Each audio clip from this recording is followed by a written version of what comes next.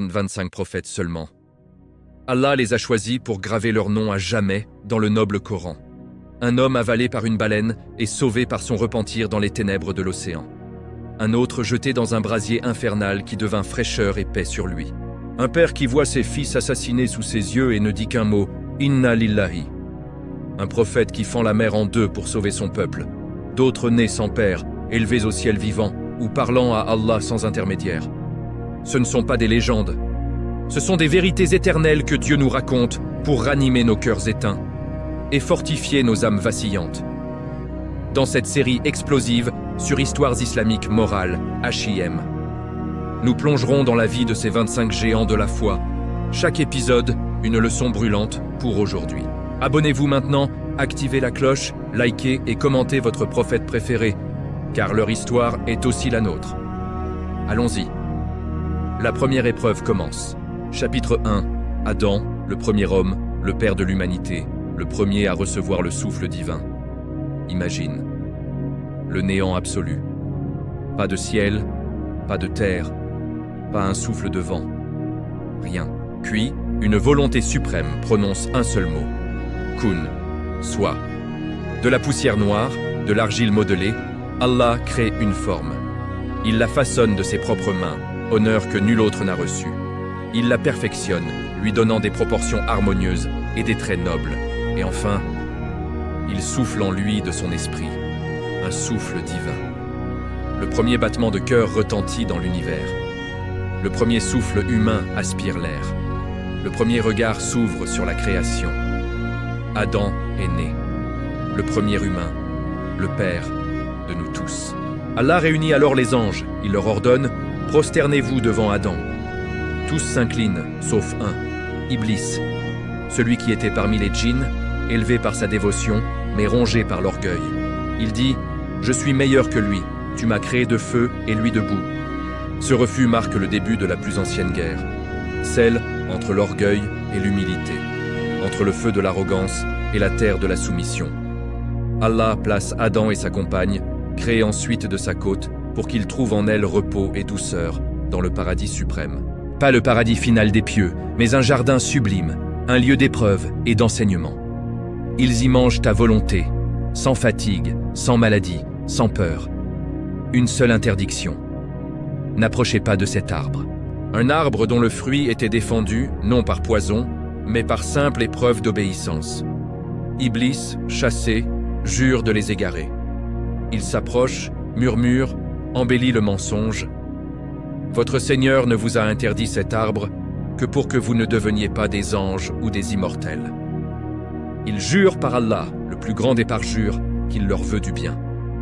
Ève écoute, Adam écoute. Le doute s'insinue, le désir s'éveille. Ils tendent la main, ils mangent. À l'instant même, leurs vêtements de lumière disparaissent. Ils se voient nus, ils se couvrent de feuilles du paradis. Ils réalisent la honte, le regret, la peur. Ils courent envers Allah, implorent, pleurent. « Seigneur, nous nous sommes fait du tort à nous-mêmes. Si tu ne nous pardonnes pas et ne nous fais pas miséricorde, nous serons assurément du nombre des perdants. » C'est le premier repentir de l'histoire humaine. Le premier duo a demandé pardon directement à Allah, sans intermédiaire. Allah accepte leur tauba, il leur pardonne. Mais l'épreuve continue. Il les descend sur terre. Descendez, vous serez ennemis les uns des autres. La terre sera pour vous lieu de séjour et jouissance pour un temps. Adam et Hawa atterrissent sur terre, séparés, l'un sur une montagne de l'Inde, l'autre sur une autre. Ils errent, cherchent, pleurent. Après des années de séparation, ils se retrouvent à Arafat. C'est là qu'Adam, sur ordre divin, construit le premier lieu d'adoration, une simple structure symbolique, prémisse de la Kaaba. Ils prient ensemble, ils recommencent la vie, labourent, sèment, récoltent. Ils ont des enfants. Et c'est là que survient la première tragédie humaine.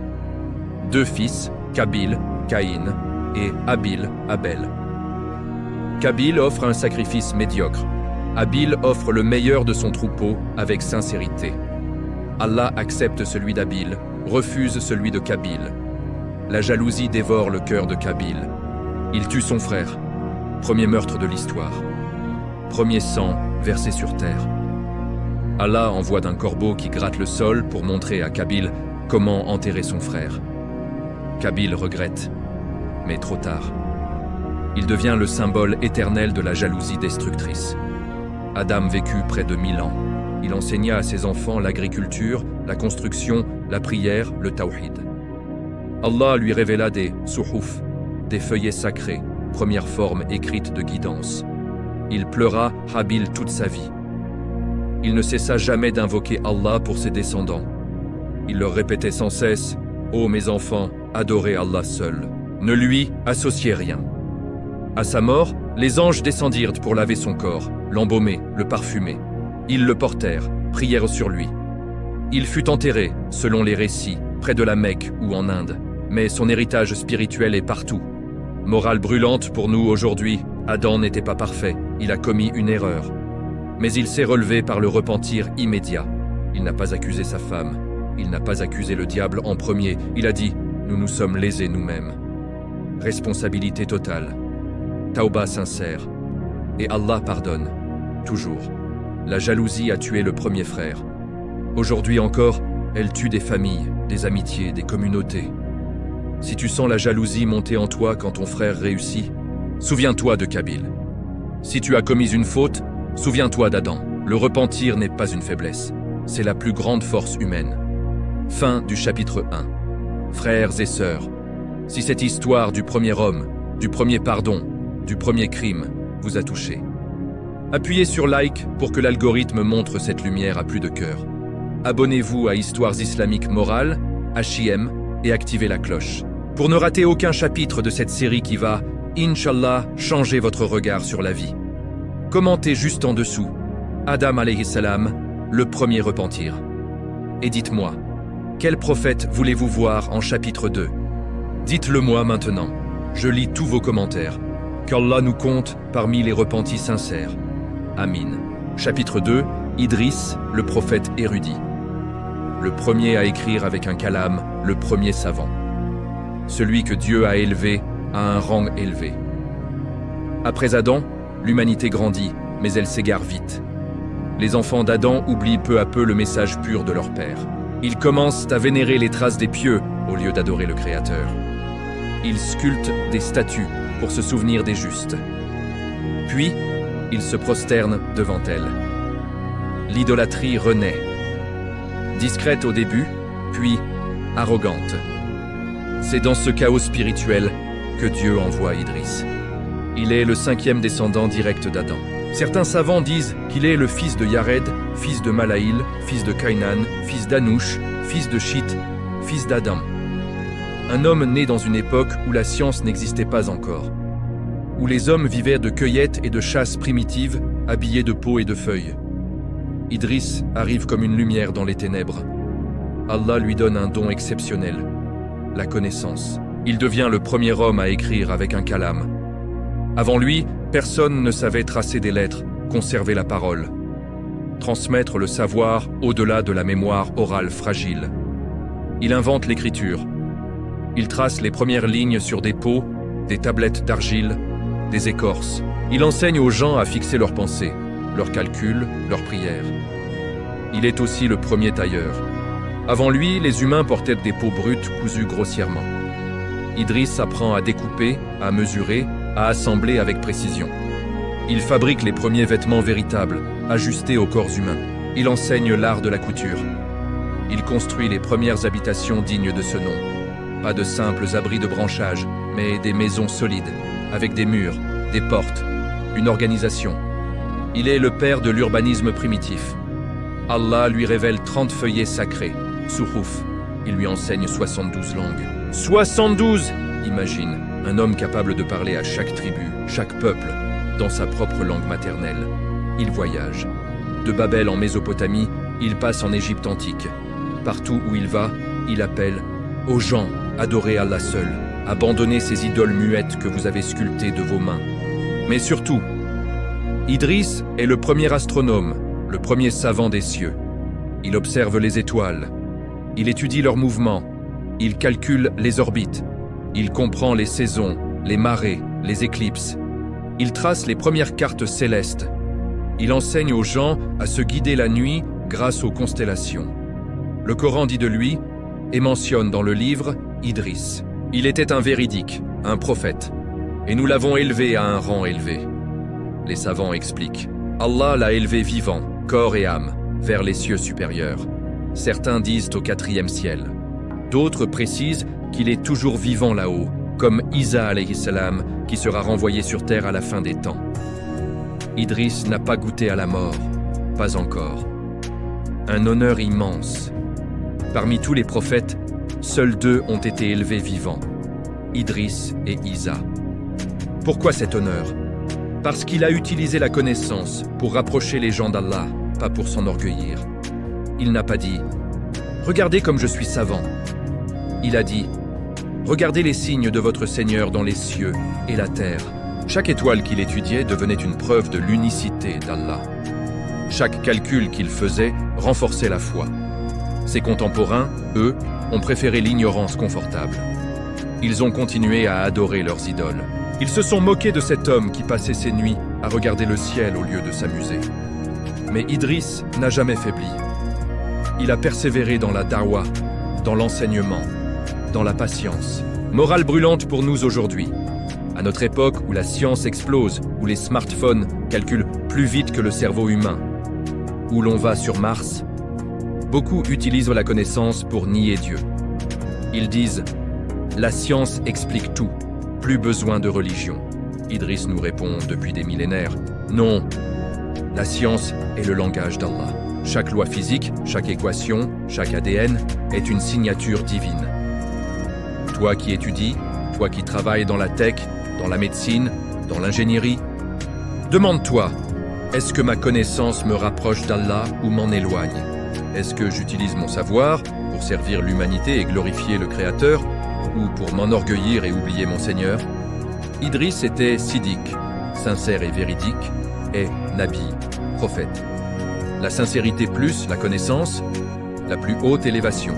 Allah ne l'a pas élevé parce qu'il savait compter les étoiles, mais parce qu'il les comptait pour Allah.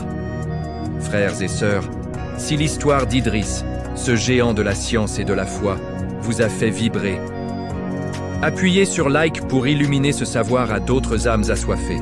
Abonnez-vous à Histoires islamiques morales, HIM, et activez la cloche. Le prochain chapitre arrive bientôt et il va secouer les cœurs. Commentez juste en dessous. Idriss alayhi salam, le premier savant élevé au ciel. Et dites-moi, quel prophète voulez-vous absolument en chapitre 3, nous, Hud ou un autre? Je lis chaque commentaire. Qu'Allah élève nos rangs comme il a élevé Idriss et qu'il fasse de notre science une adoration. Amin ya Rab al-Alamin. Chapitre 3. Nu, le prophète de la patience. Infini, celui qui a prêché 950 ans sans se lasser. Le constructeur de l'arche qui a sauvé l'humanité.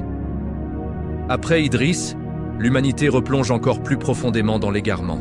Les idoles se multiplient, les cœurs se durcissent. Les gens oublient complètement le message d'Adam et d'Idriss. Ils adorent des statues qu'ils ont eux-mêmes sculptées. Ils invoquent des pierres et des arbres. Ils commettent l'injustice, l'oppression, l'adultère sans retenue.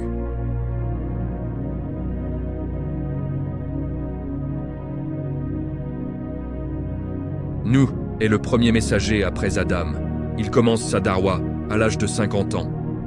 Il prêche sans interruption pendant 950 ans.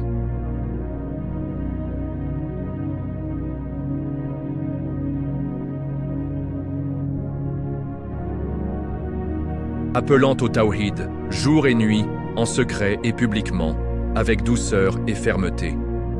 Il ne se lasse jamais. Il ne désespère jamais. Il ne maudit pas. Il supplie son Seigneur. Lis, Seigneur, mon peuple m'a traité de menteur. Juge donc entre moi et eux et sauve-moi ainsi que les croyants qui sont avec moi. Ses compatriotes, ils se moquent. Ils le traitent de fou.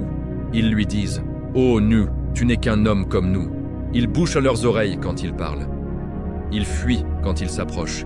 Ils le menacent, l'insultent, le ridiculisent. Même ses proches se retournent contre lui. Sa femme le trahit. Son fils refuse de croire. Mais Nuh continue. Il construit des relations avec les pauvres, les opprimés, les esclaves. Il pleure la nuit pour eux. Il prie « Seigneur, ils m'ont désobéi. et ont suivi celui dont les biens et les enfants n'ont fait qu'accroître sa perte. Allah lui ordonne enfin de construire une arche, une gigantesque nef en bois. Pas près d'un océan, pas près d'une rivière, au milieu d'une plaine aride, loin de toute eau. Nu commence à couper les arbres, à tailler les planches, à assembler cette structure immense sous un soleil brûlant. Les gens passent devant lui et rient aux éclats. « Ô Nu, tu étais prophète, te voilà maintenant charpentier, et tu construis un bateau dans le désert, tu es devenu complètement fou. » Ils le bombardent de moqueries, de pierres, de rires cruels. Mais Nu répond calmement. « Si vous vous moquez de nous aujourd'hui, nous nous moquerons de vous demain, comme vous vous moquez aujourd'hui. » L'arche est prête. Allah ordonne. Charge dans l'arche de chaque espèce 2 individus, et ta famille, sauf ceux sur qui le décret a déjà été prononcé, et ceux qui ont cru. Quelques dizaines de croyants montent à bord. Les autres? Ils continuent de rire. Chapitre 3. Nu, le prophète de la patience infinie. Celui qui a prêché 950 ans sans se lasser. Le constructeur de l'arche qui a sauvé l'humanité. Après Idriss, l'humanité replonge dans l'égarement. Les idoles se multiplient, les cœurs se durcissent. Le message d'Adam et d'Idriss est oublié. Ils adorent des statues sculptées, invoquent pierres et arbres. L'injustice, l'oppression, l'adultère sont commis sans retenue. Allah, dans sa miséricorde infinie, envoie alors le plus patient de ses messagers, Nuh. Nuh est le premier messager après Adam. Il commence sa dawa à 50 ans. Il prêche sans interruption pendant 950 ans. 950 ans. Des générations naissent, grandissent, meurent. Et Nuh est toujours là, appelant au tawhid, jour et nuit, en secret et publiquement, avec douceur et fermeté. Il ne se lasse jamais. Il ne désespère jamais. Il ne maudit pas. Il supplie son Seigneur. « Seigneur, mon peuple m'a traité de menteur. Juge donc entre moi et eux, et sauve-moi ainsi que les croyants qui sont avec moi. » Ses compatriotes, ils se moquent. Ils le traitent de fou. Ils lui disent « Ô nul, tu n'es qu'un homme comme nous. » Ils bouchent leurs oreilles quand il parle. Ils fuient quand il s'approche. Ils le menacent, l'insultent, le ridiculisent. Même ses proches se retournent contre lui. Sa femme le trahit. Son fils refuse de croire. Mais Nu continue. Il construit des relations avec les pauvres, les opprimés, les esclaves. Il pleure la nuit pour eux. Il prie « Seigneur, ils m'ont désobéi et ont suivi celui dont les biens et les enfants n'ont fait qu'accroître sa perte. » Allah lui ordonne enfin de construire une arche, une gigantesque nef en bois, pas près d'un océan, pas près d'une rivière, au milieu d'une plaine aride, loin de toute eau. Nu commence à couper les arbres, à tailler les planches, à assembler cette structure immense sous un soleil brûlant. Les gens passent devant lui et rient aux éclats. « Ô Nu, tu étais prophète, te voilà maintenant charpentier? Tu construis un bateau dans le désert, tu es devenu complètement fou. » Ils le bombardent, de moqueries, de pierres, de rires cruels. Mais Nu répond calmement. « Si vous vous moquez de nous aujourd'hui, nous nous moquerons de vous demain, comme vous vous moquez aujourd'hui. » L'arche est prête. Allah ordonne. Charge dans l'arche de chaque espèce 2 individus, mâles et femelles. Et ta famille, sauf ceux sur qui le décret a déjà été prononcé, et ceux qui ont cru. Quelques dizaines de croyants montent à bord. Les autres? Ils continuent de rire. Chapitre 4. Hud, le prophète des géants. Celui qui appela un peuple invincible à se soumettre et qui vit une tempête détruire l'impossible. Après le déluge de Nuh, la terre se repeuple lentement. Les descendants se dispersent. Mais très vite, certains oublient la leçon de l'arche et redeviennent arrogants. Parmi eux, un peuple exceptionnel par sa force physique, les Had. Les Had vivaient dans le sud de la péninsule arabique, dans une région fertile appelée Al-Ahqaf, entre le Yémen et Oman actuel. C'étaient des géants, des hommes immenses, au corps taillés comme des montagnes, soulevant d'énormes blocs de pierre avec aisance. Ils construisaient des palais colossaux, des tours défiant le ciel, des cités entières sculptées dans la roche, ornées d'or et d'ivoire. Ils creusaient des canaux immenses pour irriguer des jardins paradisiaques. Leur technologie et architecture étaient enviées par les peuples voisins. Ils étaient riches, puissants, invincibles. Du moins, le croyaient-ils. Allah leur envoie Hud, un homme de leur propre tribu, un frère de sang. Hud n'est pas un géant comme eux. Il est normal, humain, mais doté d'une force intérieure que nul géant ne possède, la foi inébranlable. Il vient à eux et dit d'une voix claire et ferme, « Ô mon peuple, adorez Allah. Vous n'avez pas d'autre divinité que lui. Ne le craignez-vous donc pas ?» Il leur rappelle leurs bienfaits. « Ne voyez-vous pas que votre Seigneur vous a donné force, beauté, richesse, fertilité? Tout cela vient de lui seul. Pourquoi lui associer des idoles que vous avez fabriquées? Mais les chefs de Had, les plus forts, les plus orgueilleux, répondent avec mépris. Es-tu venu nous dire d'adorer Allah seul et d'abandonner ce qu'adorèrent nos ancêtres? Apporte-nous donc ce dont tu nous menaces, si tu es véridique. » Ils se moquent. Qui est plus fort que nous? Nos constructions dureront éternellement. Tes paroles ne nous atteignent pas, Hud. Retourne à tes rêves. Hud ne se décourage pas. Il prêche des années durant. Il appelle les faibles, les esclaves, les femmes opprimées. Certains croient en lui, mais la majorité le rejette violemment. Ils le traitent de menteur, de possédé, de fou. Ils le menacent de mort. Ils lui disent « Si tu continues, nous te lapiderons !» Allah envoie alors le premier châtiment, une sécheresse terrible. Les nuages disparaissent, les rivières s'assèchent, les jardins jaunissent, les troupeaux meurent, les gens souffrent. Mais au lieu de se repentir, ils deviennent encore plus arrogants. C'est juste un cycle naturel. Nous sommes trop forts pour être vaincus par la nature. Hud continue d'appeler. Repentez-vous, demandez pardon à Allah. Il peut encore vous sauver. Ils refusent. Alors arrive le châtiment final. Allah envoie d'une tempête dévastatrice, un vent glacial, hurlant, furieux. Une tempête qui dure 7 nuits et 8 jours sans interruption. Ce n'est pas un simple vent, c'est une force surnaturelle. Elle arrache les hommes de terre comme des plumes. Elle soulève les géants les plus forts et les projette dans les airs. Elle fracasse leurs tours immenses comme si c'étaient des châteaux de sable. Elle arrache les palmiers par les racines.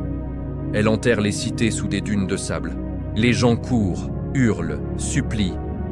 Mais le vent couvre tout. Ils s'accrochent aux rochers. Le vent les arrache. Ils se cachent dans leurs palais. Les murs s'effondrent sur eux. Ils invoquent leurs idoles. Silence. Ils invoquent leurs ancêtres. Rien. Seul Hud et les croyants avec lui sont protégés. Allah les met à l'abri. Quand la tempête s'apaise enfin, la terre est silencieuse. Plus une trace de vie chez Had. Seulement des ruines ensevelies, des colonnes brisées, des squelettes géants figés dans des postures de terreur. Aujourd'hui encore, les archéologues parlent des ruines d'Iram aux colonnes, la cité légendaire de Had, enfouie sous les sables du Rub al-Khali. Hud et les survivants migrent vers la Mecque. Certains récits disent qu'il y mourut et fut enterré près de Médine, dans une zone appelée aujourd'hui Al-Hijr ou Madain Salih. Morale brûlante pour nous aujourd'hui. Had pensait que sa force physique, ses buildings, sa technologie les rendaient intouchables. Aujourd'hui, nous avons des gratte-ciel, des avions, des armes nucléaires, des IA. Et nous pensons la même chose. Qui est plus fort que nous? Mais Allah dit, la force véritable n'est pas dans les muscles ni dans le béton. Elle est dans la soumission à moi. Quand l'orgueil aveugle, même le plus puissant devient plus fragile qu'une feuille dans la tempête. Si tu te sens fort aujourd'hui, financièrement, socialement, physiquement, ne dis pas « c'est grâce à moi ». Dis « c'est une grâce d'Allah ». Et si quelqu'un t'appelle au bien et que ton ego te dit « qui es-tu pour me parler ?» Souviens-toi des géants de Had. Leurs corps n'ont pas résisté à un souffle divin. Fin du chapitre 4. Frères et sœurs, si cette histoire de Hud et de la tempête qui a balayé les géants vous a secoué, appuyez sur like pour que ce rappel puissant touche d'autres cœurs orgueilleux. Abonnez-vous à Histoires islamiques morales, HIM, et activez la cloche. On continue cette série qui réveille les âmes, Inch'Allah. Commentez juste en dessous, Hud alayhi salam, la tempête des orgueilleux. Et dites-moi, quel prophète pour le chapitre 5? Salih, Ibrahim ou un autre? Je lis chaque commentaire. Qu'Allah nous protège de l'orgueil qui détruit et nous accorde l'humilité qui sauve. Amin ya Dhul Jalali wal Ikram. Chapitre 5. Salih, le prophète de la roche vivante, celui qui fit sortir une âme d'une pierre morte et dont le peuple fut anéanti par une seule cri. Après la destruction totale de Had par la tempête infernale, les survivants se dispersent. Certains descendent vers le nord de la péninsule arabique, dans une région aride, mais riche en falaises et en montagnes creusées. Al-Hajr, aujourd'hui Madain Salih. Là s'installe un nouveau peuple, Thamoud. Thamoud est un peuple d'ingénieurs et d'architectes hors pair. Ils excellent dans la taille de la pierre. Ils creusent des maisons directement dans les falaises rouges, des palais entiers, des tombeaux majestueux, des entrepôts, des temples. Leurs demeures sont si parfaites qu'on dirait des sculptures vivantes. Ils construisent des cités verticales, des colonnes sculptées, des portes ornées de motifs complexes. Ils dominent la région, commercent avec les caravanes, accumulent richesse et pouvoir. Mais comme leurs prédécesseurs, ils oublient Allah. Ils adorent des idoles. Ils commettent l'injustice. Ils oppriment les faibles. Ils se croient invincibles grâce à leurs constructions éternelles. Allah, dans sa miséricorde, leur envoie Salih, un homme de leur propre lignée, un frère, un compatriote. Salih vient à eux avec un message clair, direct, sans détour. Ô mon peuple, adorez Allah. Vous n'avez pas d'autre divinité que lui. Une preuve évidente vous est venue de votre Seigneur. Voici la chamelle d'Allah, un signe pour vous. Laissez-la paître sur la terre d'Allah et ne lui faites aucun mal. Sinon, un châtiment douloureux vous saisira. Les notables de Thamoud, les chefs arrogants, les ingénieurs fiers de leurs œuvres, répondent avec sarcasme. Ô Salih, tu étais parmi nous un homme raisonnable avant cela. Es-tu devenu fou? Apporte-nous un signe si tu es vraiment un messager. Salih ne discute pas. Il lève les mains vers le ciel et invoque son Seigneur. Devant leurs yeux ébahis, une énorme roche, une montagne entière, se fend en deux avec un craquement assourdissant. De la fissure jaillit une chamelle gigantesque, pleine, enceinte, sortie littéralement de la pierre. Une chamelle vivante, sortie d'une roche morte. Une chamelle dont le lait suffisait à abreuver tout le peuple et leurs troupeaux pendant des jours. Une chamelle qui buvait un jour à un point d'eau et laissait l'autre jour au peuple. Un miracle palpable, visible, impossible à nier. Allah dit clairement, c'est un signe, ne la touchez pas, laissez-la vivre librement, c'est une épreuve pour vous. Certains croient en Salih, les faibles, les opprimés, les sincères. Mais les chefs, les riches, les arrogants refusent, ils complotent en secret. Ils disent « Cette chamelle nous prive de nos droits sur l'eau. Elle est un danger pour notre économie. » Ils choisissent 9 hommes parmi les plus corrompus et les plus forts. Ils leur ordonnent « Tuez-la de nuit, personne ne saura. » La nuit venue, ils tendent une embuscade. Ils coupent les jarrets de la chamelle. Ils la massacrent sauvagement.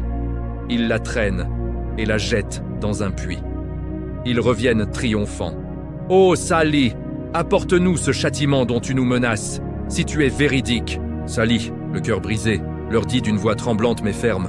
« Jouissez dans vos demeures pendant 3 jours, c'est un délai fixé. Après cela, la promesse d'Allah s'accomplira. » Pendant 3 jours, le peuple vit dans l'angoisse. Certains se moquent encore. D'autres commencent à trembler. Le 3e jour passe. Au matin du 4e jour, une crie retentit. Une seule crie, assourdissante, venue du ciel et de la terre à la fois. Une secousse violente. La terre tremble. Les falaises se fissurent. Les palais sculptés s'effondrent sur leurs habitants. Les corps sont projetés. Les cœurs s'arrêtent net. Ils tombent morts sur place, figés dans leur demeure, comme s'ils n'avaient jamais bougé. Ils furent retrouvés gisant dans leur demeure, immobiles. Salih et les croyants sont épargnés. Ils quittent la région, s'éloignent des ruines silencieuses. Aujourd'hui encore, on peut visiter Madain Salih. Des tombes creusées dans la roche, des façades intactes, mais hantées par le silence d'un peuple anéanti. Un site classé au patrimoine mondial, mais qui porte encore l'écho de cette crie divine. Morale brûlante pour nous aujourd'hui, Thamoud a tué un miracle vivant. Ils ont vu une âme sortir d'une pierre, et ils l'ont massacrée par avidité et orgueil. Aujourd'hui, quand Allah t'envoie un signe clair, une guidance, un rappel, une personne pieuse, une facilité inattendue, un rêve qui te pousse au bien, que fais-tu? Le respectes-tu? Ou le tues-tu par ton indifférence, ton ego, tes désirs? La chamelle était un test. Pouvez-vous laisser vivre ce que Dieu vous a donné sans y toucher? Toi aussi, Allah t'envoie des tests. Un conjoint pieux, un enfant, une richesse, une santé. Si tu abuses, si tu transgresses, si tu dis « c'est à moi, je fais ce que je veux », Souviens-toi, une seule crie peut tout balayer. Et quand le délai est donné, il n'y a pas de retour en arrière. Fin du chapitre 5. Frères et sœurs, si l'histoire de Salih et du miracle de la chamelle vous a fait frissonner, appuyez sur like pour que ce rappel puissant sur les signes d'Allah atteigne ceux qui en ont besoin. Abonnez-vous à Histoires islamiques morales, HIM, et activez la cloche. La série monte en intensité. Le prochain chapitre va vous bouleverser, Inch'Allah. Commentez juste en dessous, Salih alayhi salam, la chamelle sortie de la roche. Et dites-moi, quel prophète pour le chapitre 6? Ibrahim, Lut, Ismaïl. Je lis tous vos commentaires avec le cœur ouvert. Qu'Allah nous préserve de tuer les signes qu'il nous envoie et nous accorde la foi qui sauve. Amin ya Hayyu ya Qayyum. Chapitre 6. Ibrahim, le prophète qui a brisé les idoles, défie le plus grand tyran de l'histoire, survécut à un feu infernal et devint l'ami intime d'Allah. Après Salih et le cri qui a figé Thamud, l'humanité continue son errance. L'idolâtrie s'enracine partout. Les peuples sculptent des dieux de pierre, d'argile, de bois. Ils leur offrent des sacrifices, leur demandent la pluie, la victoire, la fertilité. C'est dans ce monde de ténèbres qu'Allah choisit un jeune homme seul contre tous, Ibrahim. Ibrahim naît à Ur, en Mésopotamie, sous le règne de Nemrod, le tyran qui se proclame Dieu sur terre. Son père, Hazar, est sculpteur d'idoles. Dès l'enfance, Ibrahim voit son père tailler des statues qu'on vend au marché, qu'on adore dans les temples. Il se pose des questions brûlantes. Comment des mains humaines peuvent-elles créer des dieux? Comment une chose muette, immobile, peut-elle entendre les prières? Un jour, il regarde le ciel. Il voit une étoile brillante. Il dit « Ceci est mon Seigneur ?» Mais l'étoile disparaît à l'aube. Il dit « Je n'aime pas ce qui disparaît. » Puis la lune se lève, majestueuse. « Ceci est mon Seigneur ?»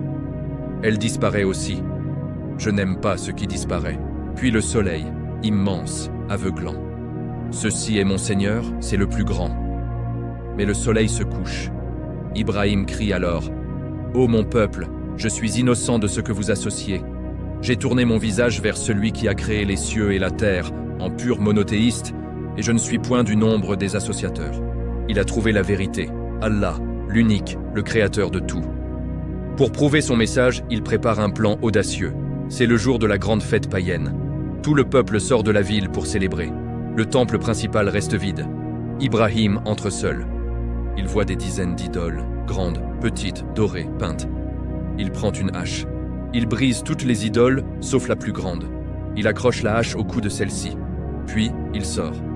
Quand le peuple revient, ils découvrent le carnage. Ils hurlent « Qui a fait cela à nos dieux ?» Ils se souviennent du jeune Ibrahim qui critiquait toujours leurs pratiques.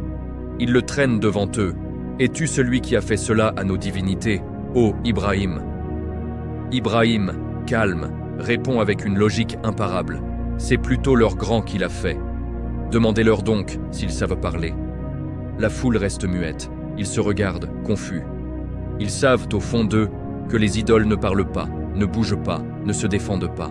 Mais leur orgueil les empêche d'admettre la vérité. Ils crient « Brûlez-le! Vengez vos dieux !» Nemrod ordonne un feu gigantesque. On rassemble du bois pendant des jours. On allume un brasier si énorme que les oiseaux ne peuvent pas voler au-dessus. On attache Ibrahim. On le lance au milieu des flammes. Mais Allah parle à ce feu. « Ô feu, sois fraîcheur et paix sur Ibrahim !» Les flammes deviennent un jardin frais.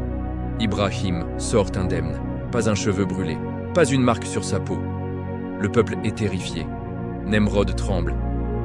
Mais au lieu de se repentir, il redouble de haine.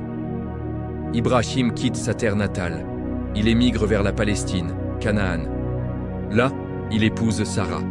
Plus tard, en Égypte, il épouse Agar. De Hajar naît Ismaïl. De Sarah, après des années d'attente douloureuse, naît Ishaq. Allah ordonne à Ibrahim d'emmener Hajar et le bébé Ismaïl dans une vallée désertique, la Mecque actuelle.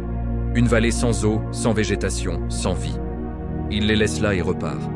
Hajar crie « Ô Ibrahim, à qui nous abandonnes-tu » Il répond « À Allah ». Elle dit « Alors il ne nous abandonnera pas ». L'eau s'épuise. Le bébé Ismaïl pleure de soif. Hajar court désespérément entre les deux collines, As-Safa et Al-Marwa. 7 fois. Elle cherche, implore. Soudain, sous le pied d'Ismaïl qui frappe le sol, jaillit une source, Zamzam. L'eau sacrée qui coule encore aujourd'hui. Des années plus tard, Ibrahim revient. Il voit Ismaïl grandir. Allah lui ordonne dans un rêve sacrifier son fils. Ibrahim raconte à Ismaïl « Ô mon fils, j'ai vu en rêve que je t'immolais. Réfléchis et dis-moi ce que tu en penses. » Ismaïl répond avec une soumission héroïque. « Ô mon père, fais ce qui t'est ordonné. Tu me trouveras, si Allah le veut, du nombre des patients. » Ils vont à Mina. Ibrahim couche son fils. Il met le couteau sur sa gorge, il tranche, mais le couteau ne coupe pas. Allah remplace Ismaïl par un bélier immense. C'est la naissance du rite du sacrifice à Aïd al-Adha. Ensemble, père et fils construisent la Kaaba, la première maison d'Allah sur terre. Ils la bâtissent de leurs mains. Ils prient « Rabbana taqabbal minna, innaka anta as-sami'u al-alim » Seigneur, accepte de nous. Tu es celui qui entend, qui sait. Ibrahim vit 175 ans. Il meurt à Hébron, Al-Khalil, en Palestine. Allah l'appelle Khalilullah, l'ami intime d'Allah. Le seul prophète à porter ce nom. Morale brûlante pour nous aujourd'hui. Ibrahim a tout sacrifié, sa famille, sa sécurité, son fils unique, pour Allah. Aujourd'hui, on hésite à sacrifier une habitude, un péché, une relation toxique, un like sur les réseaux. Il a affronté le feu sans peur. Toi, affrontes-tu les moqueries quand tu portes le hijab, quand tu refuses l'usure, quand tu pries en public? Il a brisé les idoles de son temps. Quelles idoles modernes brises-tu dans ton cœur? L'argent, la célébrité, le désir, l'ego. Ibrahim n'a jamais douté. Même face au couteau sur la gorge de son fils, il a dit « Allah suffit. Que ton tawakkul soit comme le sien. » Fin du chapitre 6. Frères et sœurs, si l'histoire d'Ibrahim, le Khalil d'Allah, vous a fait pleurer d'émotion et d'admiration, appuyez sur like pour que cette lumière d'Abraham atteigne des millions de cœurs. Abonnez-vous à Histoires islamiques morales, HIM, et activez la cloche. La série touche au cœur des prophètes majeurs. Le prochain va vous bouleverser encore plus, Inch'Allah. Commentez juste en dessous, Ibrahim alayhi salam, Khalilullah, l'ami d'Allah. Et dites-moi, quel prophète pour le chapitre 7? Lu, Ismaïl, Ishaq, Youssouf? Je lis chaque commentaire avec amour. Qu'Allah fasse de nous des descendants spirituels d'Ibrahim, des Hanifs purs et soumis. Amin, Ya Rab, al-Alamin. Chapitre 7. Lu, le prophète qui a vécu au cœur de la plus grande dépravation de l'histoire. Celui qui a défendu l'honneur de ses invités contre un peuple déchaîné. Et qui a vu une ville entière retournée et bombardée du ciel. Après Ibrahim, l'histoire continue avec son neveu, Lut. Il émigre avec son oncle vers la terre de Canaan. Mais Allah lui assigne une mission à part. Il est envoyé vers un peuple près de la mer Morte, dans une région fertile appelée Sodome et ses 5 cités voisines.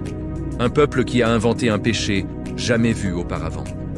Ces gens ne se contentent pas d'adorer des idoles, ni d'opprimer les faibles ou de couper les routes.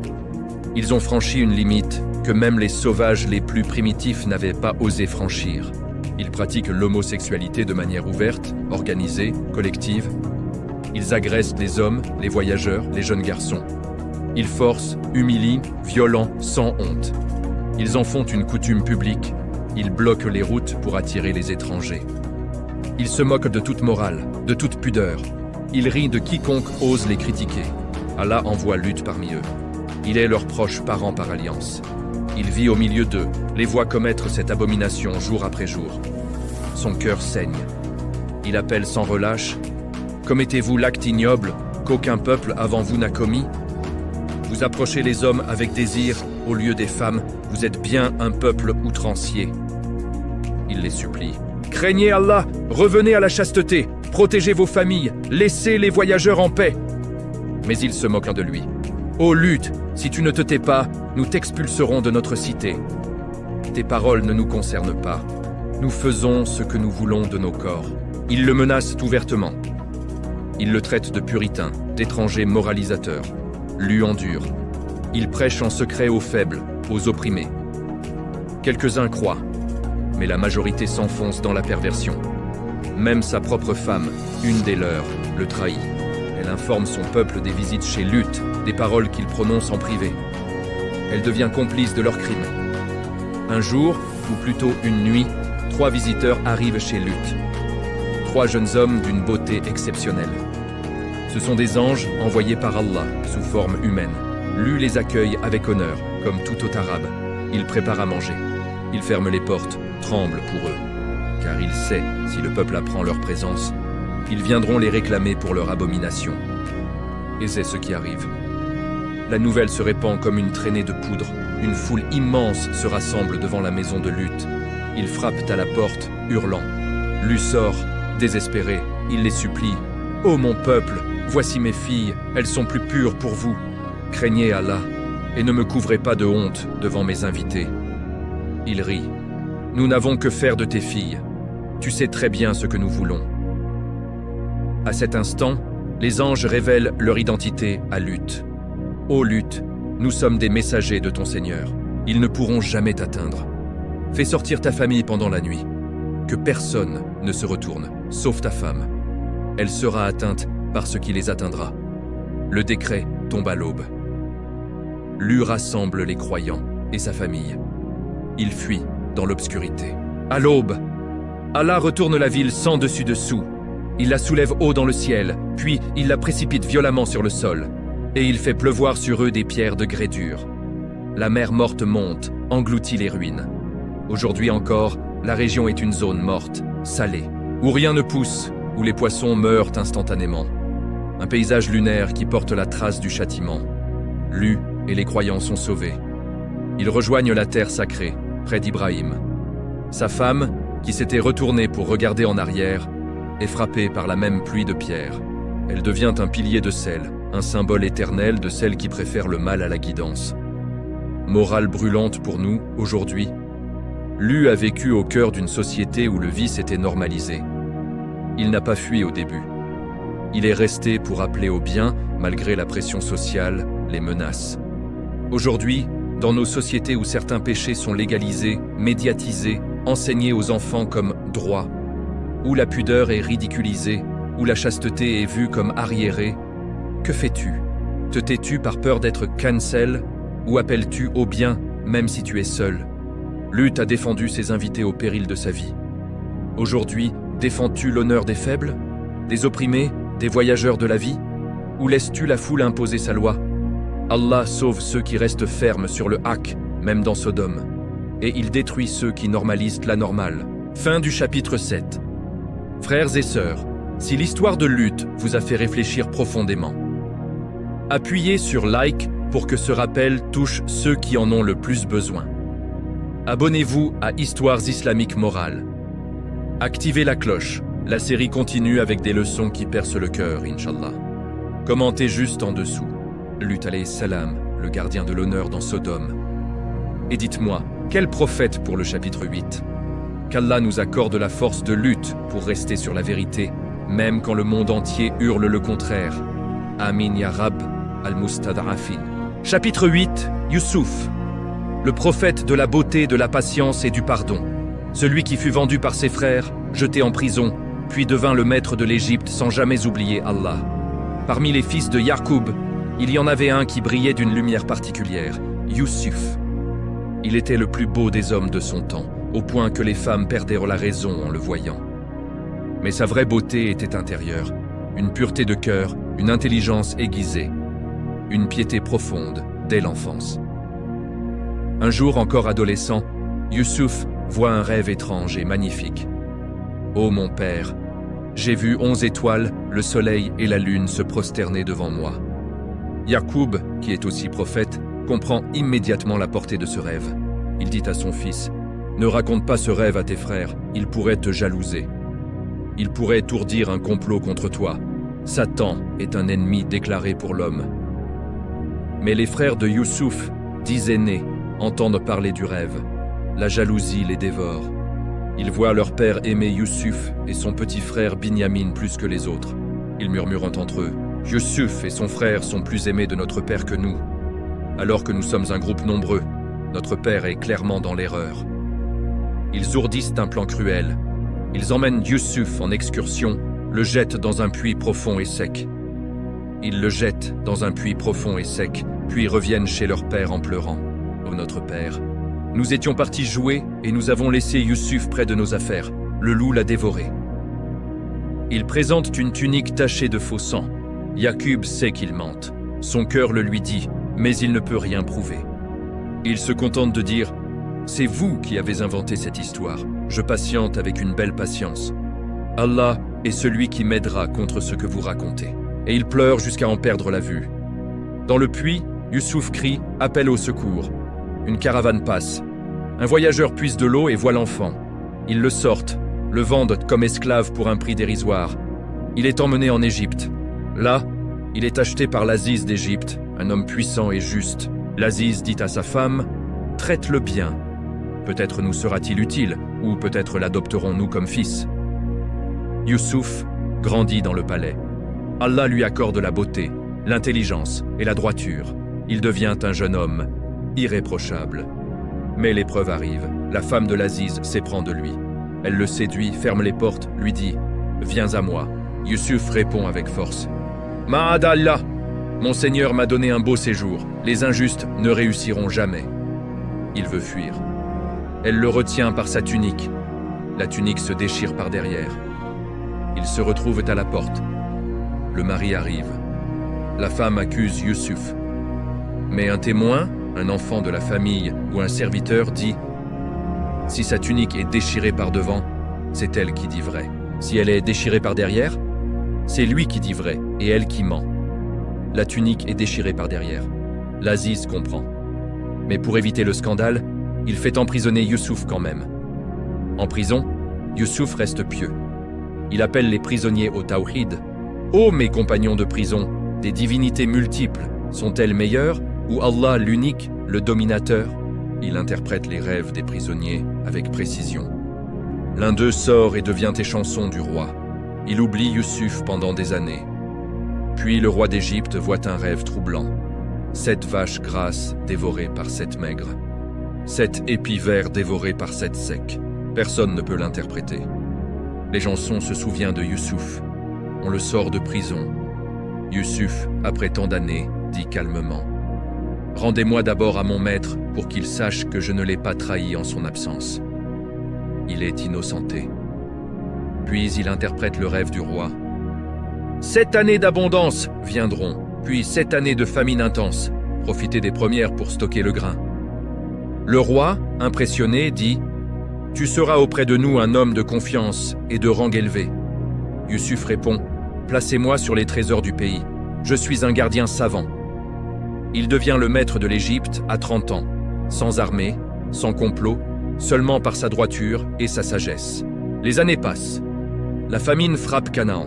Les frères de Youssouf viennent en Égypte pour acheter du grain. Ils se prosternent devant lui sans le reconnaître. Youssouf les reconnaît immédiatement. Il les teste, les fait trembler, puis révèle son identité. « Je suis Youssouf, et voici mon frère. » Allah nous a comblés de sa grâce. Celui qui craint Allah est patiente. Allah ne laisse pas perdre la récompense des bienfaisants. Les frères, honteux, disent « Par Allah, Allah t'a préféré à nous. Nous étions vraiment fautifs. » Youssouf, avec un cœur immense, répond « Pas de reproche contre vous aujourd'hui. Qu'Allah vous pardonne. Il est le plus miséricordieux des miséricordieux. » Il pardonne totalement. Il les invite à ramener toute la famille.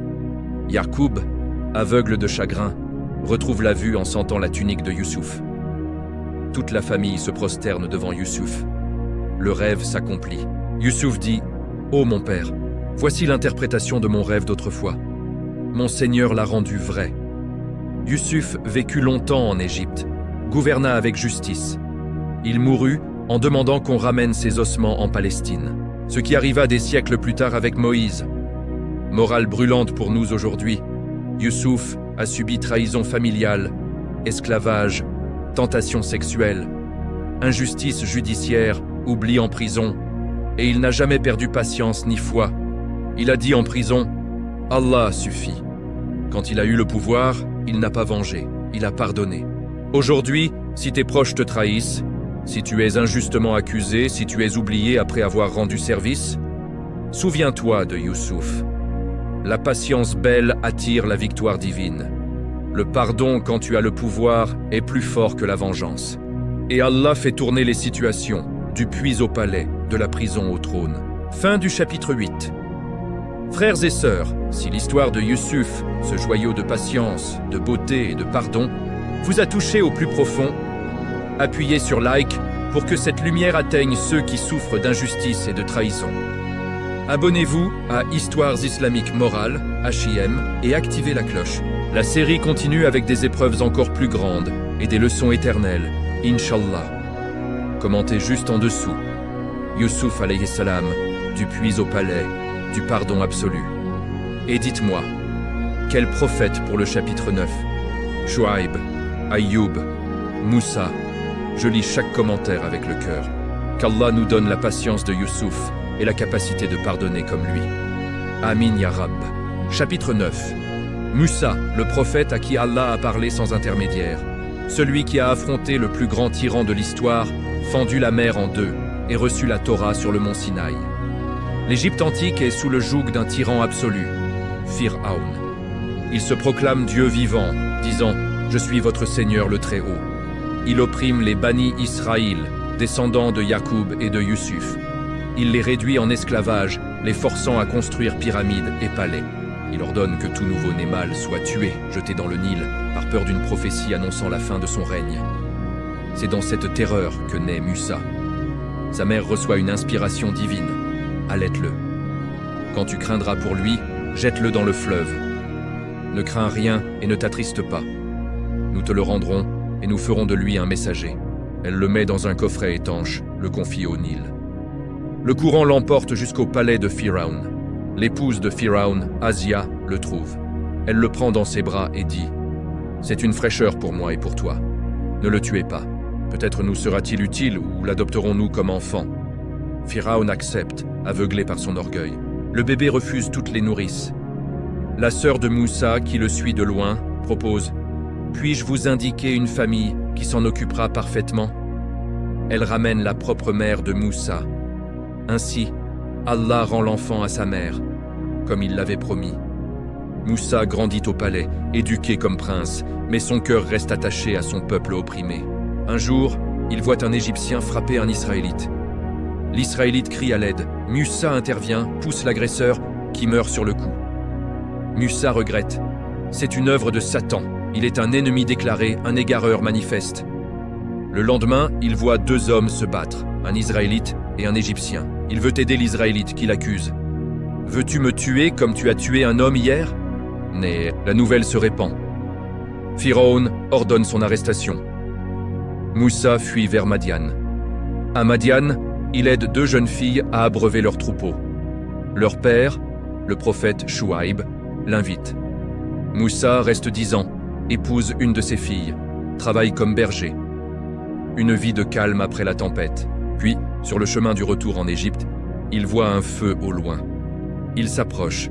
Une voix l'appelle du buisson ardent. « Ô Moussa, c'est moi, Allah, le Seigneur des mondes. » Allah lui donne 2 signes. Son bâton se transforme en serpent géant. Sa main devient blanche éclatante, sans maladie. Il lui ordonne d'aller à Pharaon et de l'appeler au Tawhid. Moussa revient avec son frère Aaron, plus éloquent, pour l'aider. Ils entrent chez Pharaon. Moussa dit « Nous sommes messagers de ton Seigneur. Laisse partir les enfants d'Israël et ne les tourmente plus. Nous t'apportons un signe de ton Seigneur. » Pharaon rit. « N'ai-je pas élevé cet enfant parmi vous? N'as-tu pas commis ce meurtre et fui comme un lâche ?» Il défie. « Montre-moi ton signe. » Moussa jette son bâton. Il devient un serpent immense qui avale les cordes et les bâtons des magiciens que Pharaon avait rassemblés. Les magiciens s'inclinent. « Nous croyons au Seigneur des mondes, le Seigneur de Moussa et de Aaron. » Pharaon menace de les crucifier et de leur couper mains et pieds croisés. Ils répondent « Peu importe, nous retournons à notre Seigneur. » Pharaon refuse toujours. Allah envoie 9 signes successifs, le déluge, les sauterelles, les poux, les grenouilles, le sang. Le Nil devient rouge sang et d'autres plaies s'abattent sur l'Égypte. À chaque fois, Pharaon promet de libérer les Israélites s'il est soulagé. Puis il revient sur sa parole dès que le fléau s'arrête. Enfin, Allah ordonne à Musa: fais partir mon peuple de nuit. Des centaines de milliers d'Israélites quittent l'Égypte sous le couvert de la nuit. Pharaon les poursuit avec son armée immense. Ils arrivent au bord de la mer Rouge. Les croyants paniquent. Nous sommes rattrapés. Moussa dit: jamais. Mon Seigneur est avec moi, il me guidera. Allah inspire à Musa: frappe la mer avec ton bâton. Moussa frappe. La mer se fend en deux. 12 chemins secs s'ouvrent entre des murs d'eau gigantesques. Les Israélites traversent en sécurité. Pharaon et son armée les suivent dans les chemins ouverts. Quand ils sont au milieu, les eaux se referment. Pharaon crie: je crois qu'il n'y a de Dieu que celui en qui croient les enfants d'Israël. Trop tard. Il se noie avec ses troupes. Allah dit: aujourd'hui nous conservons ton corps pour que tu sois un signe pour ceux qui viendront après toi. La momie de Ramsès II est préservée au musée du Caire jusqu'à aujourd'hui. Les Israélites arrivent au désert du Sinaï. Musa monte sur le mont pour recevoir la Torah. Il reste 40 jours. Pendant son absence, le Samiri fabrique un veau d'or. Le peuple l'adore, oubliant les miracles d'Allah. Musa descend, furieux, jette les tablettes, brise le veau. Il le réduit en poudre, le jette dans l'eau et force les idolâtres à la boire. Il les guide 40 ans dans le désert à cause de leur rébellion. Ils refusent d'entrer en terre sainte par peur des géants. Musa meurt dans le désert sans entrer la terre promise. Son tombeau reste inconnu, selon la volonté divine. Morale brûlante pour nous aujourd'hui. Musa a grandi dans le palais du tyran, mais n'a jamais oublié son peuple ni son Seigneur. Il a affronté le pouvoir absolu avec un bâton et une foi. Il a vu la mer s'ouvrir parce qu'il a dit « Allah suffit ». Aujourd'hui, face à tes Pharaon intérieurs, souviens-toi. Un cœur attaché à Allah peut fendre les mers les plus impossibles. Quand tu es sauvé, ne fabrique pas de veau d'or. Ne reviens pas à l'idolâtrie des désirs, de l'argent, du pouvoir. La gratitude et la constance sauvent, l'ingratitude et la rébellion perdent. Fin du chapitre 9.